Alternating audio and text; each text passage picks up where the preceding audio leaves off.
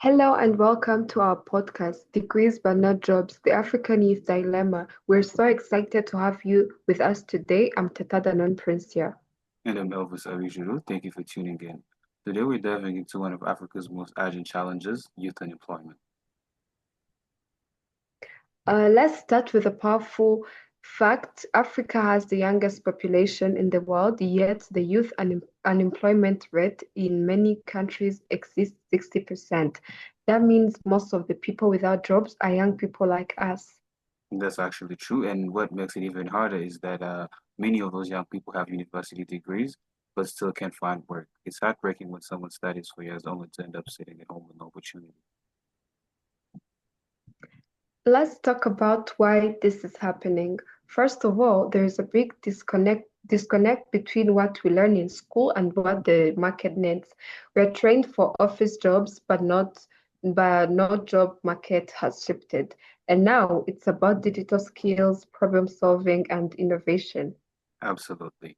And there's the issue of access. Many young people don't have access to things like startup capital, mentorship, internships, or even strong professional network. With those, it's hard to get started, even if you have a great idea. Not to mention the over-reliance on formal jobs. In many African societies, we've been raised to believe that success only comes from working for the government or in a company, but those jobs are limited and are not growing fast enough for our population. Also, let's not forget that political instability and corruption can make the situation worse. In some countries, it's not about how skilled you are, it's about who you know. That creates unfairness and frustrations. But we're not here to just talk about the problem. We're here to explore solutions too. One powerful solution is investing in TVET, technical and vocational education and training. This equips the youth with practical and job-ready skills. Another key area is digital upskilling. Platforms like Coursera, LLX, or Google certifications offer opportunities for young Africans to gain global skills from home. Imagine what can happen if more of the youth had access to these platforms and took them seriously. We also believe in entrepreneurship.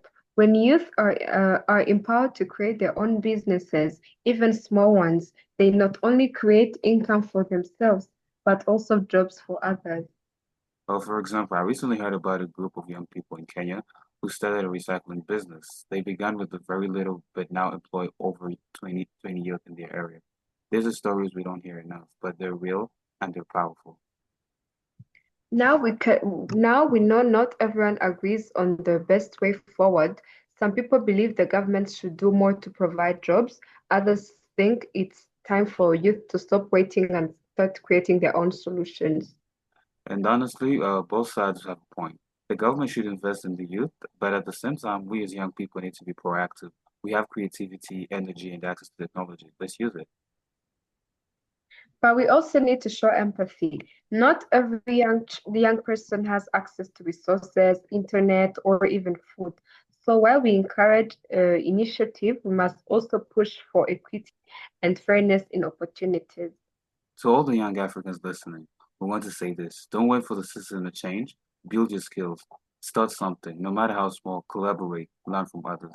Take online courses. Knock on doors. Your future is worth fighting for. And to the educators, leaders, and policymakers out there, invest in your youth. Give us space to grow, make mistakes, and build. We are not the leaders of tomorrow. We are the leaders of now. We hope this conversation inspired you to think deeply and act boldly. The youth unemployment crisis is real, but together we can overcome it. Thank you for listening to Degrees but Not Jobs, the African Youth Dilemma. This is Rita Prince here. And I'm Elvis Abijuru signing off with hope, purpose, and power. Stay focused, stay building.